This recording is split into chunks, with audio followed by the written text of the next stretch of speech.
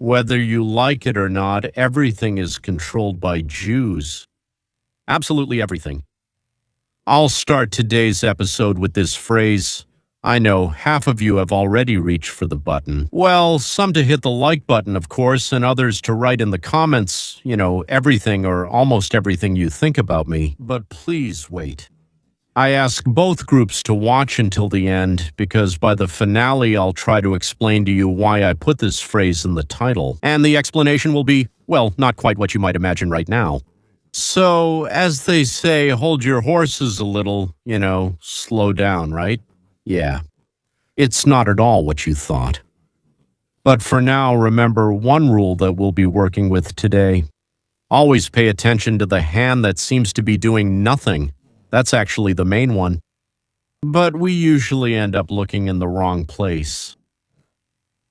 For the past few weeks, from every screen, every headline, and every smart mouth, as my grandchildren used to say, Trump has failed again. Trump has failed again. Once again, as always, he failed at everything. The deal with Israel, the deal with Iran, a catastrophe. Iranian missiles can reach Western Europe, yet they're not being addressed in the negotiations, as if it's irrelevant to us. Will they reach Western Europe? The issue of enriched uranium has been postponed to a 6-day window. So that's it then. The very thing Iran has already publicly made clear it doesn't intend to comply with. Billions of frozen Iranian funds are potentially being unfrozen. Well, I don't know who started that rumor and made it up, but let's say that's the case, right? The regime is given financial breathing room exactly when it seemed like it was backed into a corner. And Iran itself is declaring a historic victory. And you know what? Yes, the critics are right. Of course they're right. They didn't make anything up. Iran completely defeated the U.S., brought it to its knees, made Trump crawl from Washington to Tehran on his knees, all the while sprinkling ashes and crushed matzo on his head. But there is a catch. They completely miss the bigger picture. Because this game is being played several moves ahead again, and our commentators, well, they're still learning. Or studying, like how the pieces move.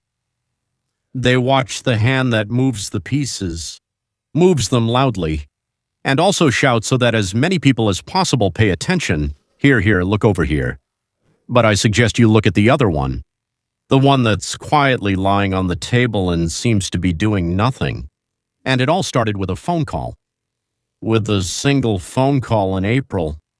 The meaning of which, well, I didn't understand at the time. I suspect no one did, including, I admit, myself.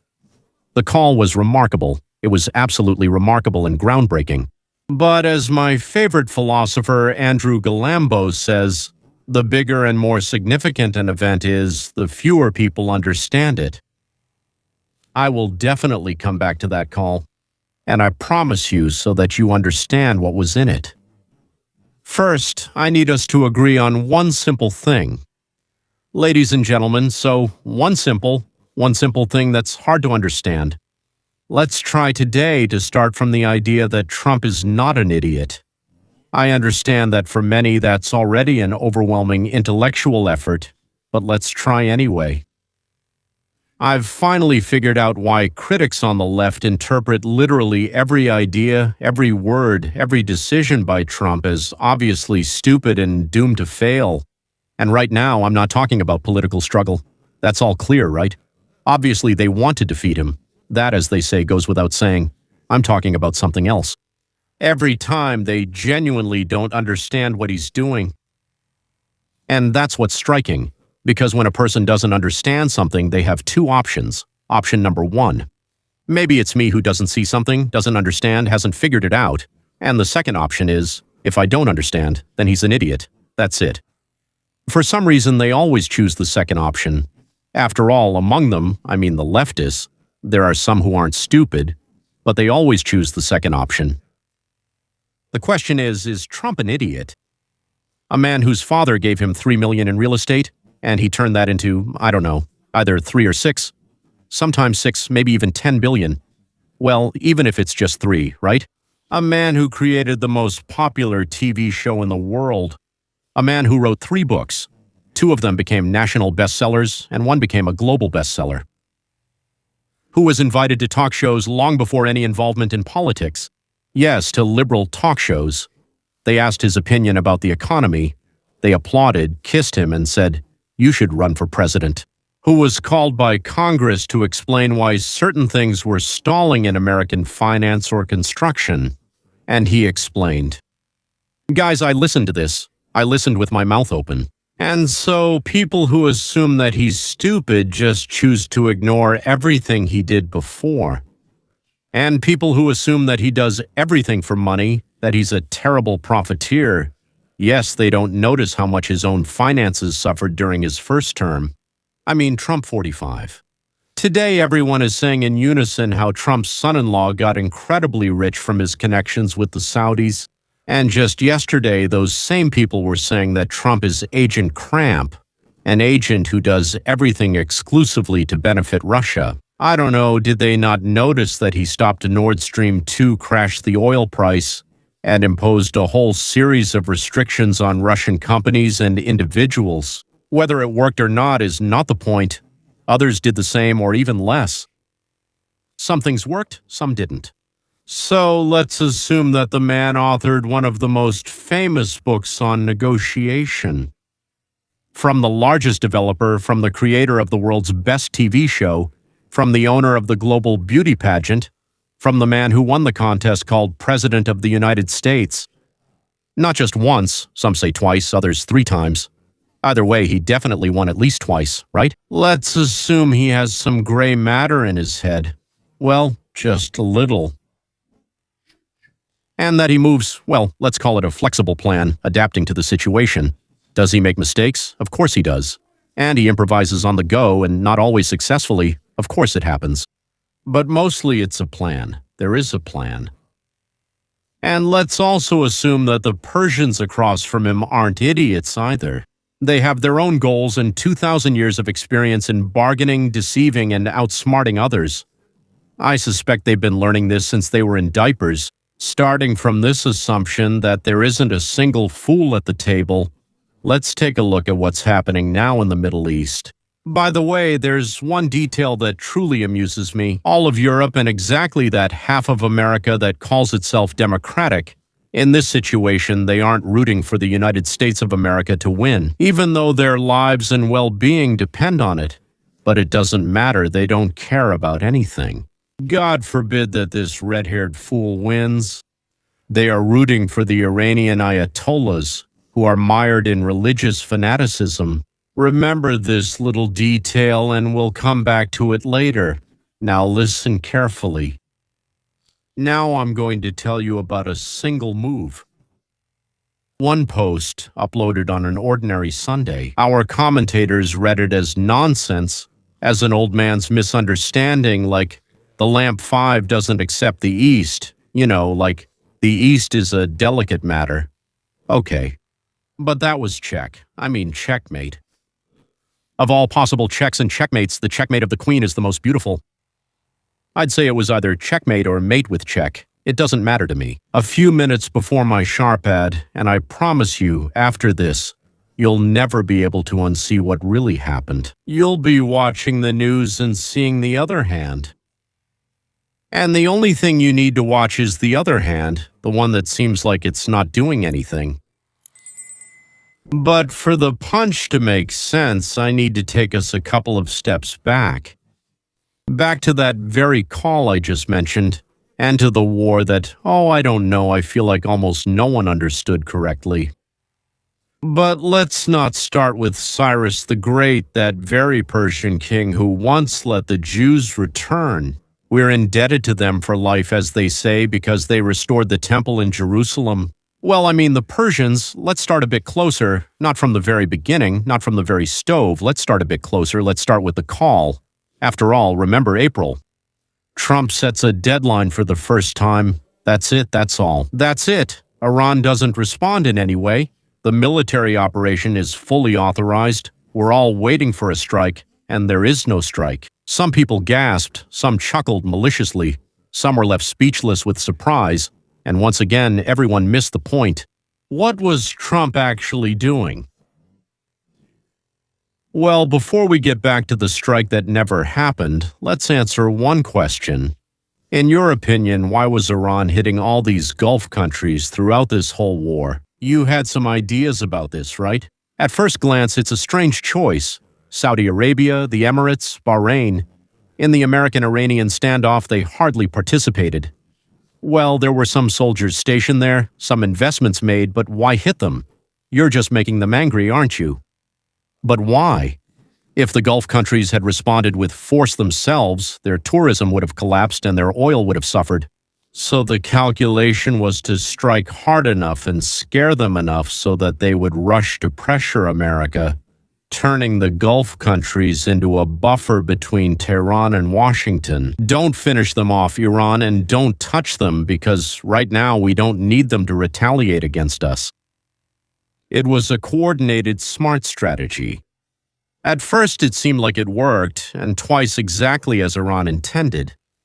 One of the largest, I think, oil refineries on the planet in Saudi Arabia was hit. The kingdom is suffering losses of, well, literally tens of billions of dollars under rocket fire. The policy of managed neutrality that they pursued, that these countries maintained for decades, is falling apart under continuous Iranian strikes. Well, it's not like Iran is acting foolishly, nothing of the sort. The Gulf countries really started to put pressure on Trump, and here's where you should pay attention. By putting pressure on Trump, they handed him leverage. But not in dealings with Iran, in dealings with himself. What does that mean? Because if you have even a little understanding of how Trump negotiates, you know he sees you as owing him one. Well, now you owe me. This is sacred to him. And he got that IOU directly from the Gulf countries. They brought it to him themselves and put it on the table. People ask Trump for something during negotiations, huh? What does Trump do? You guessed it. He immediately asks for something in return. And right away, let me clarify, he's not the only one who does this. Anyone at the table who's not an idiot does the same. With your permission, I'll say that your humble servant did exactly the same thing. Not at that level, of course, not even close to that. But negotiations, it's not about the level, it's about the negotiations themselves. Do they want something from you? Wonderful. And now I would like to get this from you, if you're interested. So it's not about who's good or bad, but about how things really work. A combination, a mechanism, right? I have a quick request for you. Please hit like right now. It's the only thing that helps these analyses reach people who like to think, not just shout. I'll leave the subscription and the second channel for the very end. I have a separate conversation for you there. Let's move on to that very Sunday move on one of the Sundays. Trump posts on Truth Social what Western media still haven't been able to explain. He announces a mandatory condition. Keep listening. For any country that wants to be part of the deal framework, there is no deal, not a deal with Iran, but a deal called the Abraham Accords. What do you say? So not only do you write this, but you also invite whom? Iran will join. Iran says directly, I'm ready to see Iran as part of what is called an unprecedented global coalition. And everyone focused on that word, invited. Invited where? To an anti-Israel coalition? Invite Iran. Well, definitely an idiot. Definitely doesn't understand anything. Some backroom dealings there. Maybe a spy for Putin or Pakistan or, I don't know, a Romanian spy. Unlike Hunter Biden, who, as we know, is a Kazakhstani spy. And behind these usual outcries, Trump moves forward. Our press, our liberals, our dainty windbags missed it. The main thing is this. Trump invited Iran, a state whose entire position is based on the idea that Israel has no right to exist. He invited them to sign a peace deal, a peace framework deal, I don't know what to call it, with Israel as the price for everything that the Islamic Republic desperately wants to get right now. And at the same time, he addresses the people of Iran over the regime's head. Overthrow the Republic, free yourselves, and in the end, through a deal with Israel, we will immediately accept you into the family of normal nations. Well, tell me, not only are you a fool, but also an idiot. What people? Why would Iran suddenly join the anti-Israeli coalition? Nonsense, nonsense, nonsense, and then again, nonsense.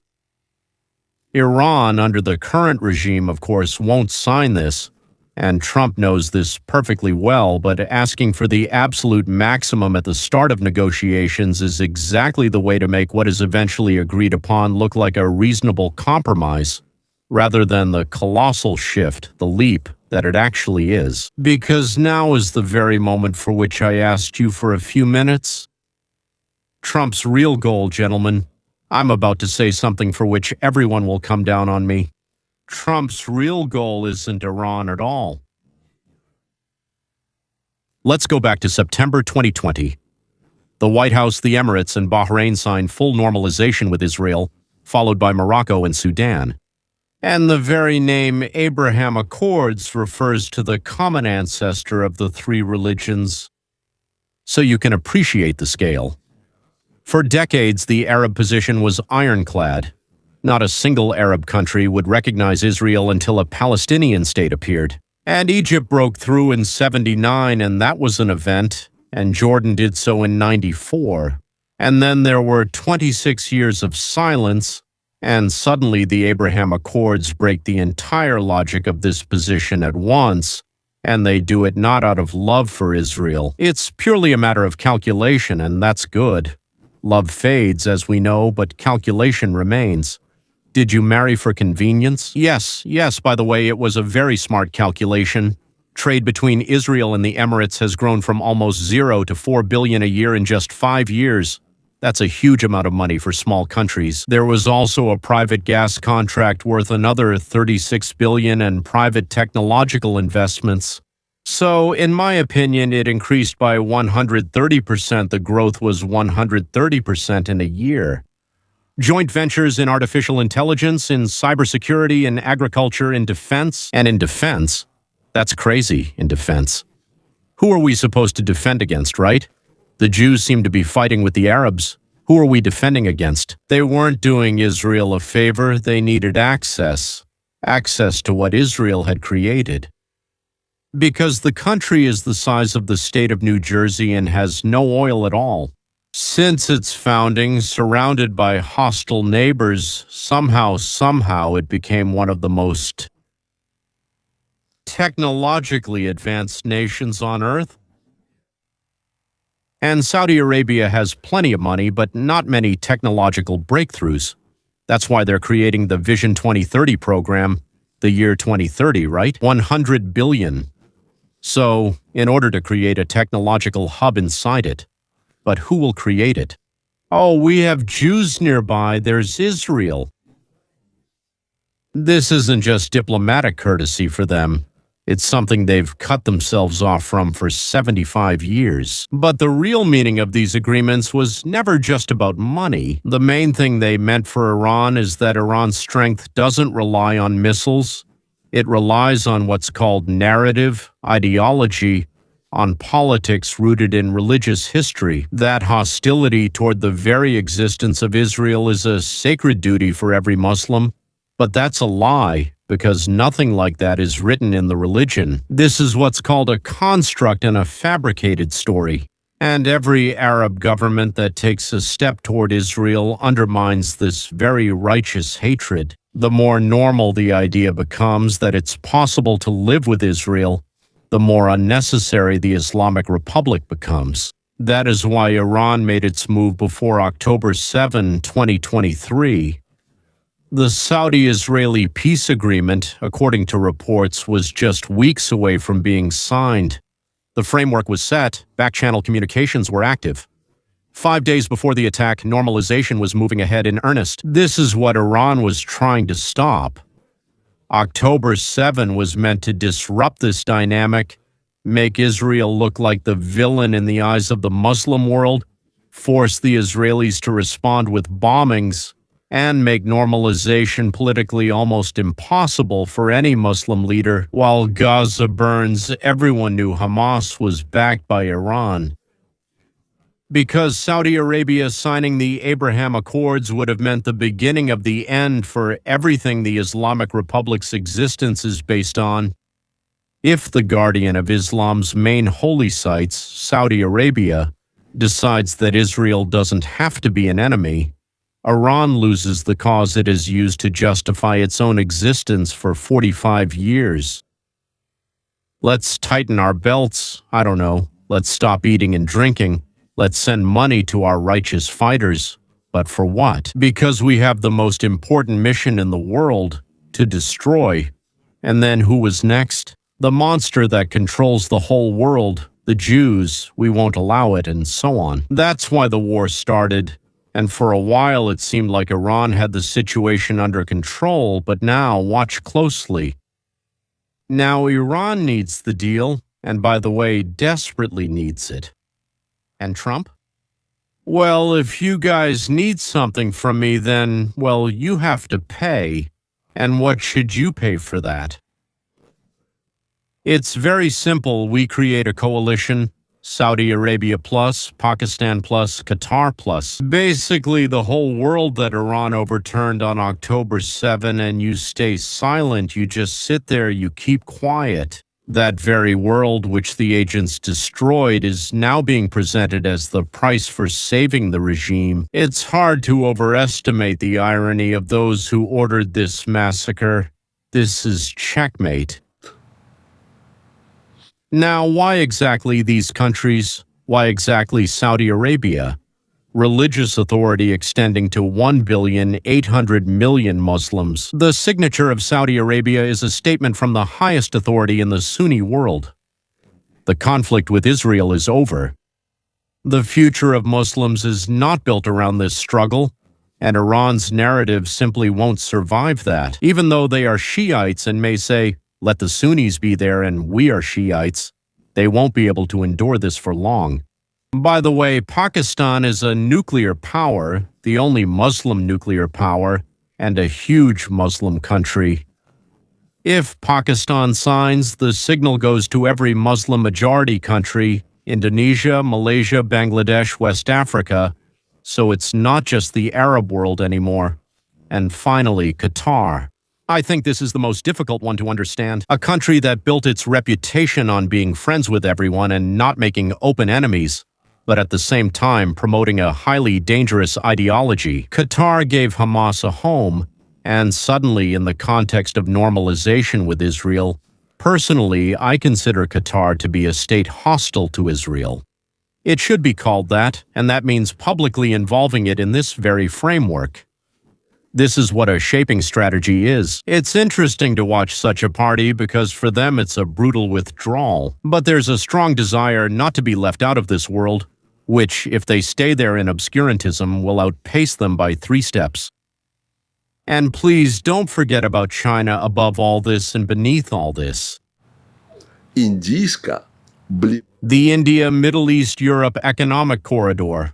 And what is that, you might ask? Oh, that's a trade route through the Emirates, Saudi Arabia, and Jordan, which is supposed to compete with the Chinese project and deliberately bypasses Iran.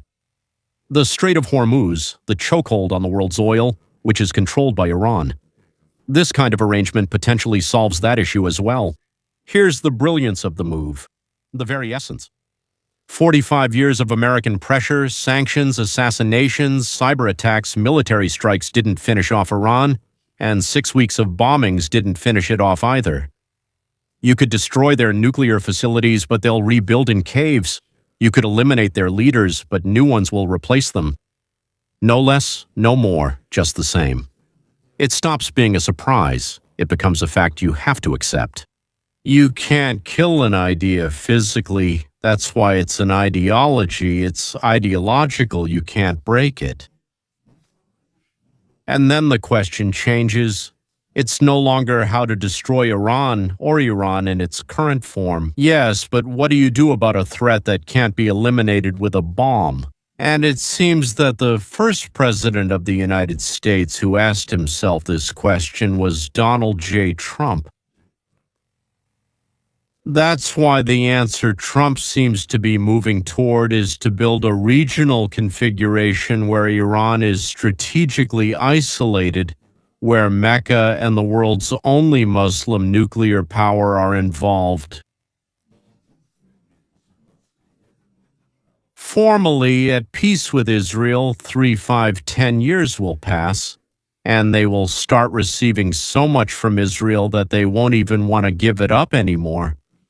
Why would they? Where is the coalition of countries, each with its own reasons, built against Iranian ambitions? Here it is, established, because we have a common enemy, and it's not Israel. Israel was an invented enemy, you see. You have to invent an enemy to explain to people why they don't have the good life they think they should have. But in life, there has to be an external enemy. Look, the Jews, they're the ones who have taken over. They're the ones doing things. They're the ones usurping, seizing. We have to. And if the Muslim world resists, well, let's say the Sunni world resists Iran, which is actually the main enemy, then that immediately makes Israel a necessary ally. And what's incredibly important here is not to build connections just for the duration of Trump's presidency, and then supposedly the steering wheel will be let go and who knows which way it will turn us. But to secure it in such a way that no matter who sits in the Oval Office, it doesn't fall apart, meaning what happened after Ronald Reagan doesn't happen again. Right now, I don't mean international matters. Well, international too, actually, yes, but I mean domestic ones. A coalition based on common interests, not on American pressure, should stand on its own. The Middle East shouldn't depend on who's in the White House today. That's what it is, a long-term perspective. I really want you to understand what's happening right now. This is the hand that, as if doing nothing, just calmly rests on the table. Let's be honest, until the signing, which, so to speak, will lead us somewhere, is probably still a long way off. Iran is already rolling back the commitments from last week. Qatar has been building its identity for years, exactly on what it means, well, so to speak, to stay on the sidelines, but quietly there.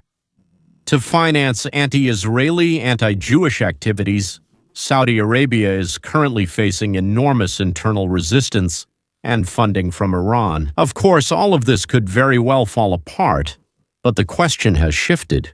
Iran has this idea, and in response, a coalition of countries is forming, each of which has its own reasons to keep this idea in check.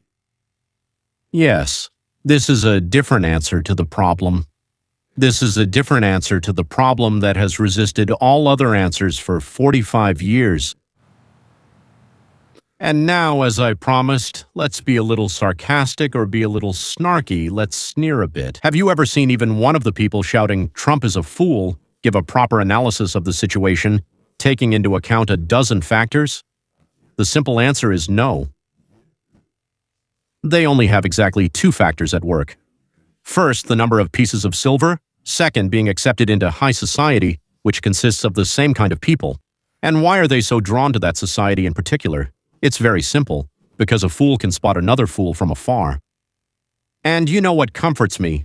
That the leadership of the Sunni countries, led by the guardians of the Muslim holy sites, understands perfectly well who their enemy is and who might be useful to them. It's not about being a friend, it's about who can be useful to them.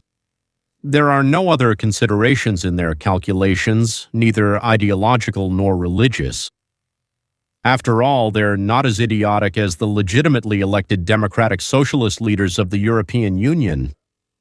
Do you want to see some idiots? Go to Europe. Go into any parliament, not even the main one, just not Brussels, just anyone. And in almost everyone, you'll meet a huge number of idiots, and someone will tell me, "What about us in America?" Well, tell me, is it better in America, right? Well, first of all, they have a parliament and we have Congress, and we don't have 100% idiots like they do. We only have 75% idiots. They claim there are even fewer in the Senate, but I honestly don't believe it. And you know why many laws don't get passed here? Not because our representatives don't want to, but because they're simply not capable of understanding them. They're not capable of understanding them. On this optimistic note, with proof that things are still far better here than they are in Europe, we'll almost wrap up. Well, now of course you'll ask, Lil, what does the title have to do with this? Why do Jews run everything? Uh-huh. Finally, you asked me. I was waiting. How does this relate to what you've been discussing for the last half hour? Here's how. Jews have something to do with absolutely everything. With everything. With everything. Not sure. Ask the UN, the United Nations. Ask how many resolutions they've passed in the last 20 years. How many of them are condemnatory, and what percentage of those condemnations are directed at a single state? Israel. Count them and you'll see who the most important people on this planet are. More important than anyone else. Now, remember Sergeant Gilad, right? Gilad. For one captured Israeli sergeant who was Jewish, they demanded over 1,000 Arab prisoners. And by doing so, they set the price once and for all. The price of one Jew equals 1,020 of those Arabs. By my estimation, that's approximately fair. My wife's Georgian relatives say that Georgians are better and Armenians are worse. I'm with the Armenians.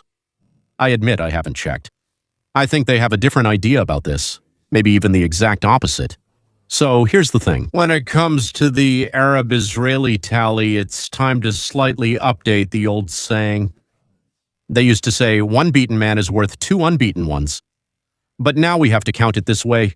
One shaved man is worth 1,027 unshaven ones. One shaved man is worth 1,027 unshaven ones. And that's right. Yes, yes, yes. That's how it should be. But still, the main thing isn't the numbers. Here's what's important. I don't know if that agreement, the one the media keeps talking about as if they have some inside information, will actually be signed. They say they've got it, they've leaked it, they know. I don't know. Maybe it'll be signed tomorrow, or maybe in a month, or maybe never. The chances for yes and no are about equal, maybe even a little less, but I won't say which side has less. But I know one thing. For the first time in 45 years, the question in the Middle East has been posed correctly.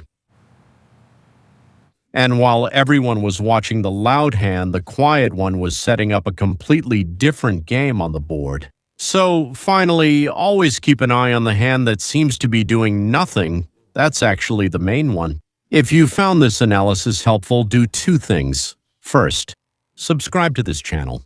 Every day, I put out one analysis, or maybe even two, briefly about what's happening, and honestly about what's behind it, for everyone. Second, if what's happening doesn't seem like enough for you, and you want to get to the root of why everything is the way it is, I have a second channel. It's called Roadmap to Freedom. It's also right here on YouTube. There are 2 episodes a week there, slow-paced and in-depth, for those who like to think. The link is below this video. I'll be waiting for you there. So, ladies and gentlemen, until next time, and so you'll remember, keep an eye on the hand.